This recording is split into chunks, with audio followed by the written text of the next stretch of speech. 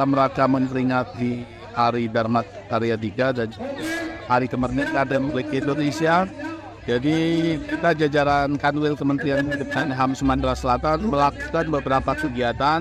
Salah satunya adalah kegiatan olahraga tradisional yang dilaksanakan di lapas kelas 1 di Lembang, yang mana pesertanya itu adalah seluruh OPD Kanwil Kementerian Hukum dan HAM di Kota Palembang dan juga wilayah di seputaran Kota Palembang. Jadi mereka bersama-sama menyambut kemerdekaan ini dengan rasa bangga dengan adanya pertandingan panjat pinang, tarik tambang dan juga lari karung.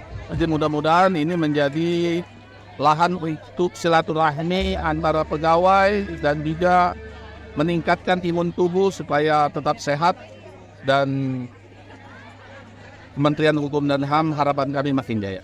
Berarti pemenang Pak, hadiahnya Pak?